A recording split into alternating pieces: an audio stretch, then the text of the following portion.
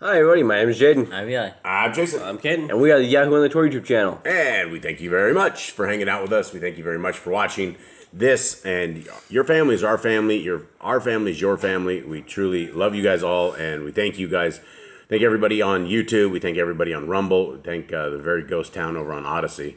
And if you guys ever watch it in the future on Odyssey, it is a ghost town over there. But Odyssey will probably be the last guy standing when the powers that be censor about just everything, which they already have and they're already done.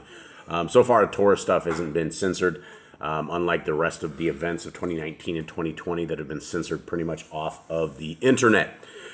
All right, so we are into... actually, how are you guys doing, first of all? Good. We got a lot of people out there that are praying for you guys. And Cage, you doing all right? Yeah. You sure? He doesn't look very good. But Jade, you looking better. I'm feeling better. You guys aren't hacking and wheezing. Eli? I think my sickness is gone. His sickness is gone. So you were the first to get it. They're the first to recover. My alpha male immune system didn't really get too plagued with it. I got a sore throat for maybe about 5 minutes and then it went away. Eli, you're shaking your head. It's not an alpha. It's not an alpha. Tell me about my alpha immune system, please. So basically, he said he won't get sick 'cause he has a beta immune system. If he doesn't have a beta immune system, when he got sick, he had a beta immune system. I didn't get really sick though. I didn't end up owned like you guys though. That was the joke. Is I told him that I had an alpha immune system and I'm not going to be a beta, and and I got a little sick, so I had to eat my words a little bit, or at least the kids are trying to make me eat my words, but that's okay. Here we go. Second book of Aḍam and Ḥawwah, 19. This is going to be real short because we're not going to get into the next chapter. So we're only going to be doing this one, and we'll discuss this, and then we'll call this one short. So let's roll.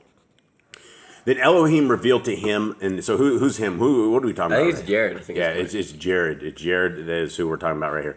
Then Elohim revealed to him again the promise he had made to Aḍam. He explained to him the 5,500 years and revealed unto him the mystery of his coming upon the earth. And Elohim said to Yeređs, as to that fire that which thou hast taken from the altar to light the lamp withal, let it abide with you to light to the bodies. Give light to the bodies, and let it not come out of the cave until the body of Aḍam comes out of it. So the thing I want to note here is that fire back in the day, they didn't know how to make fires. They couldn't start fires yet. The fires came down on the altar. It was like fire before the fallen came down and taught us like how to make weapons, how to beautify ourselves, how to start fires. We didn't know that stuff. We were more peaceful people. Yeah. And the fires was really something from Elohim. Like if our offering is accepted, the fire would come upon it. If it wasn't, we would get no fire from Elohim. Yeah, and that's one thing here is the boys know how to make fire with flint and steel. But as far as if you were needing to create a fire out of nothing, it's going to be much harder. We have the older, I don't know if it's called the Indian methods or whatnot, where you can take a couple sticks and you can make a bow with it.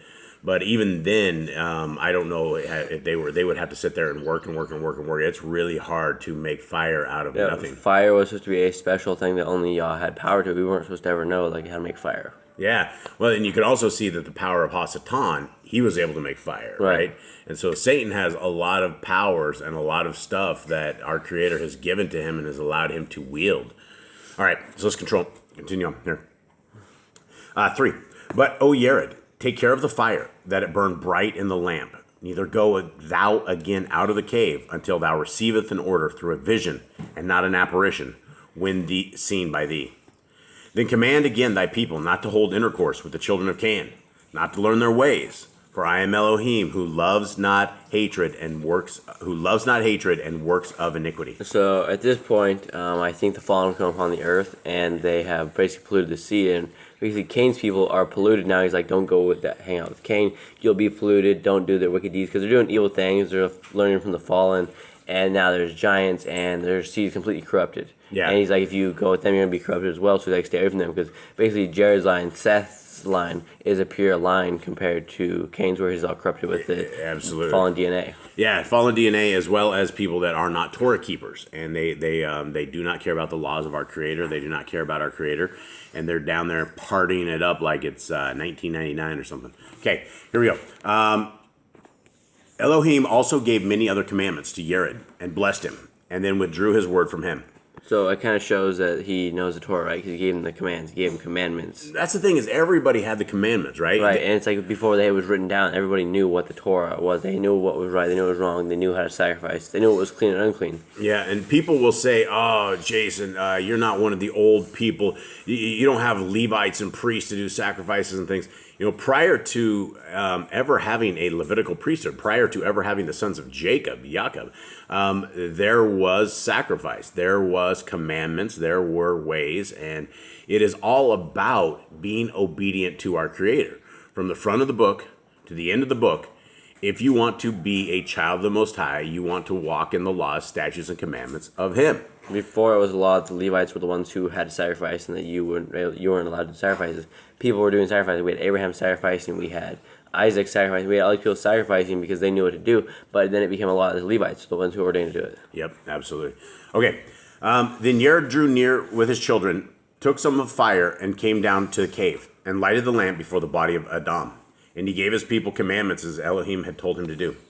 This sign happened to Yeređs at the end of his 450th year, as did also many other wonders. We do not record, but we record only this one for shortness' sake, and in order not to lengthen our narrative. All right. And Yeređs continued to teach his children 80 years. But after that, they began to transgress the commandments he had given them, and to do many things without his counsel.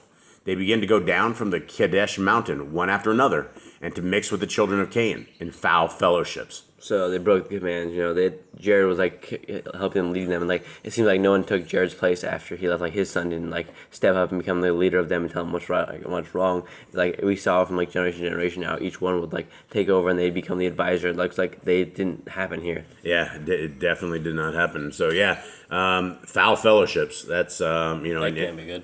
Well, we saw that, from, I don't know a better way of putting it, but it was like, I think we were discussing it after we did a recording, is yesterday, or it was the day before, when Yeređs was tricked. Yeah, when Yeređs was tricked and taken down off the mountain, it was like a whole bunch of swingers or something. It was like a whole bunch of people that were, they're like, here, touch my wife, touch my daughter.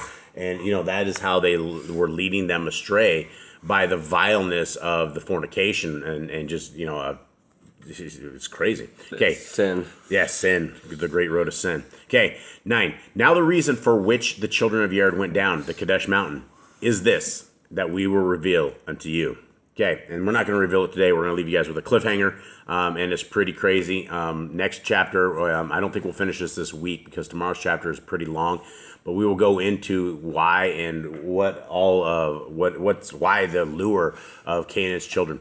All right, guys. So we hope that you guys are keeping the law, statutes, and commandments of our Creator. Our dogs know that when we're kicking it off, and they start talking and going crazy. So we love you guys very much. We hope that you have a wonderful day. Shalom. All right, shalom.